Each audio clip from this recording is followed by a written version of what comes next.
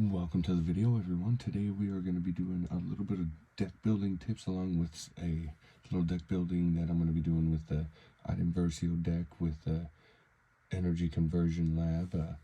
So it's going to be a villainous blue-green deck here, as you can tell. We're going to go over a few things here, a few tips before we get into the video here. Tip number one, make sure you're using the cards you want to use, whether it be your favorite or whether you want to be competitive. Making sure you're enjoying the cards that you're using is part of the reason that you're playing the game, if not most of the reason. Tip number two, remember that we are a minimum of 50 cards. That's not including your leader and your base. You want to typically keep it around 30 to 40 units, whether that be ground or space. Kind of break that up a little bit more towards the grounds rather than the space units, just because typically speaking there's more happening on the ground units there. You're going to want about 10 to 20 events and upgrades combination in between there, just kind of change the flow of gameplay. And then you're going to also want to make sure that you have 1 and 2 costs there for the early play. Tip number 3 here, making sure you're with the leader and the base, you're paying attention to the aspects, whether that be the villainous or the blue and the green. Making sure you remember that, because there is some significance to making sure that your team is all playing together, which leads me into my 4th point, is keeping within the aspects, or you're going to have to be paying a 2 resource penalty per icon that you're missing. So not just per card. So if you're missing 2 icons, so if it was like a heroic yellow, we'd be paying 4 extra on top of whatever their summon is there. So tip number 5, don't forget your 10 card sideboard. Some people forget that that is something that you should do, but you want to be able to make sure to utilize that. I'm not sure exactly what I want to put in sideboards or how well that would work. I haven't really done too much tournament stuff, but I'm excited to do that once we get some more cards flowing through this gaming world here. And then in number 6, no max deck size. Keep that in mind. You can only have 3 of the same cards, same copies of a card, unless they're unique with that symbol there. So if you look on Iden, if they have that symbol there, that means they're unique, and you can only use 1 throughout those decks there.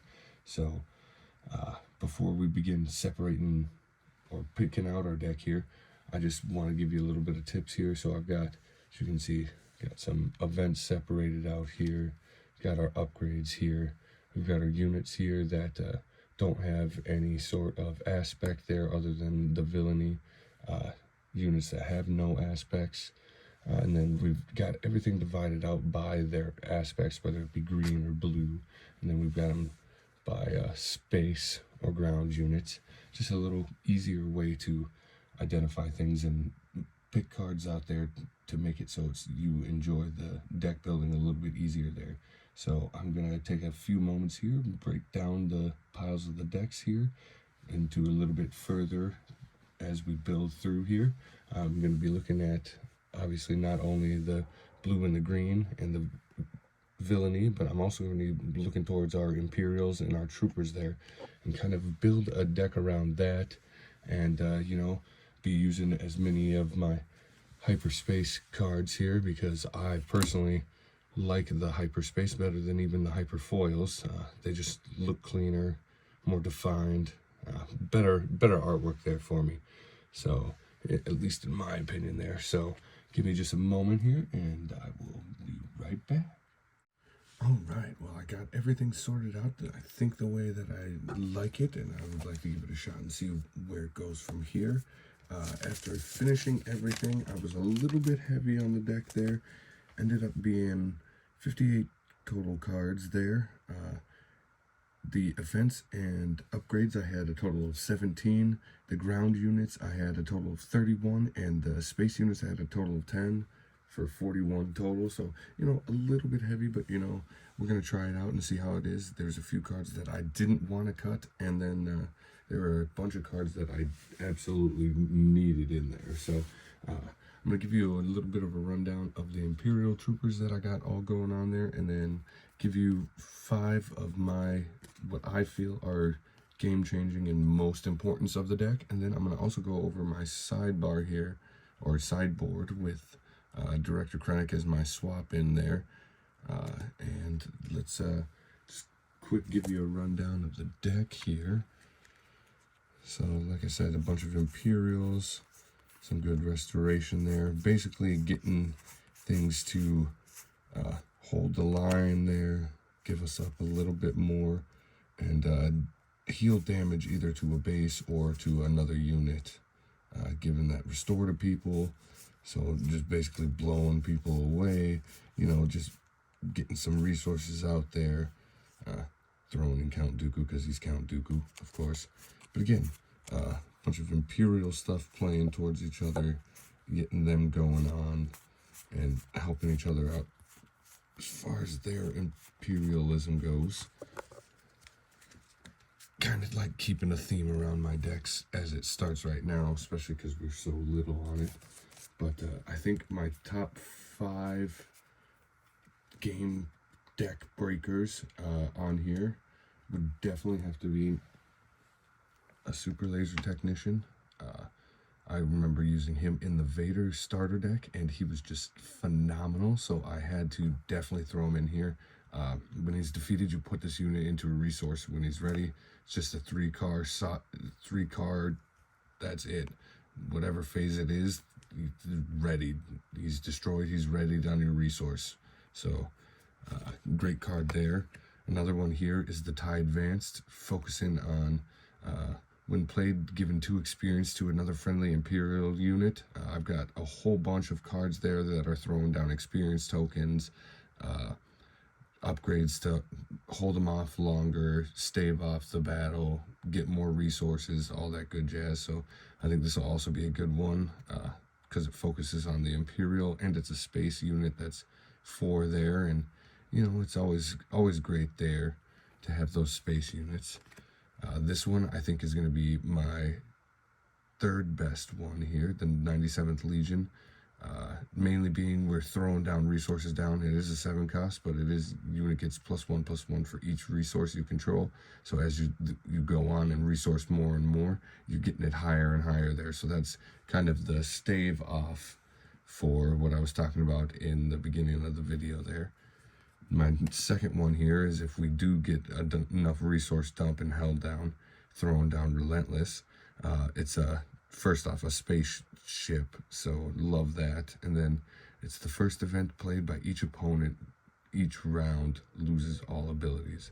So essentially, if you're going to play an event, you need to play and sacrifice an event before you can use the one that you actually want to use. So kind of ties their hands behind their backs there. And I think my number 1 choice here is going to be Maximum Firepower.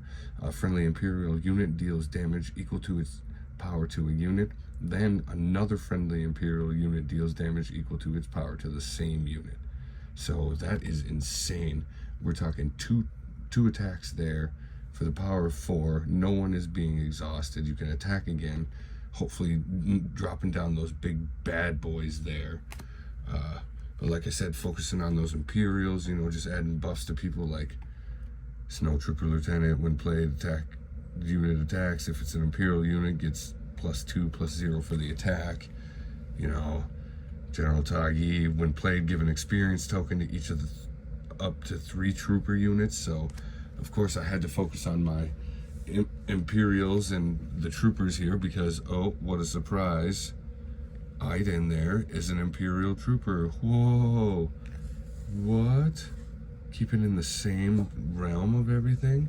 Now onto my sideboard here, I do have Director Krennic, whether it would be for a swap out of the leader card or whether it would be for a 2 Suns deck. I think that would be cool, a double blue. I've seen a few double blues there, but I'd have to look a little bit more into the Twin Suns decks, how they're all set up. I think it's 80 cards or something to that effect. But again, sticking to that Imperial tag there, and again sticking to the healing of the base, and again sticking to the damage. He has Restore 2 when this unit attacks, heal 2 damage from your base, And then he also gives each friendly damaged unit gets +1/+0. As well as he is a stalwart there with the 7, and he only requires 5 as a leader unit there. So you can't really be too upset there with that 5 flip there. I got Admiral Piet. Again, if I'm adding this sideboard to it, that might be a little bit hefty because it'll make it about 68 cards there. So it's a little hefty for a regular deck, but I'm going to see how it plays out and tests out and see if I can actually get the right pulls off of everything. But again, a little stalwart for the 4, and another, each friendly non-leader unit that costs 6 or more gains ambush. And you'll see what I'm talking about. After you play that unit, it may ready and attack an enemy unit. So you don't have to start out the unit exhausted. And for that, we lead into all of our walkers. As you can see, all of the walkers here are over 6. So anytime you throw them in, they would be thrown down ambush, ready to attack. One's got the exhaust all units when played, all ground units, excuse me. One's got, when this unit attacks and defeats a unit, you may deal the excess damage from this attack to an enemy ground unit. So basically you get to destroy multiple ground units. And then we also have the reinforcement walker, which when played and on attack, look at the top card of your deck, either draw that card or discard it and heal 3 damage from your base. Like, just adding to the healing, the firepower, the stalwartness. I threw in the Emperor's Royal Guard. While you control an official unit, this unit gains Sentinel. I've got quite a few officials that are already in the deck, but then I also threw in Piet there because he is the official there as well as Imperial, and he gives that 6 cost or more, gains ambush. So obviously gotta have that for the rest of them there. Then I've got the hardpoint heavy blasters attached into a vehicle. An attached unit gains on attack. If this unit isn't attacking a base, you may deal 2 more damage to. You may deal 2 damage to a unit in the defender's arena. So not only is he getting a mod of +2/+2 that costs 2, he's also doing 2 extra damage as long as he's not attacking a base in the defender's arena. That is insane. And then my last big fancy that I think is the game changer on my sideboard here is Prepare for Takeoff. It's an event that only costs 2. Search the top 8 cards of your deck for up to 2 vehicle units, reveal them, and draw them. Put the other cards on the bottom of your deck in any random order. So again, I just added all of these 8 vehicles, all these AT-ATs. So why would I not throw that in there and think that's my game plan there? So that's just a quick little rundown there. If you like, I'll throw on the end here the little deck build of how I have and a little link to where my deck build is, so that way you can kind of see how you like it, kind of modify to what you think you would like the best, and you know, just let me know how you think it works and how it works in the battles. And I hope to see you on a few videos that I make battling with it, and I thank you for stopping by. Again, leave in the comments anything I can do to make the video better here and more entertaining for us. Hit that like button, hit that like button, and I hope that you subscribe and sign up for those notifications and tell your friends there. So we will see you at the tables.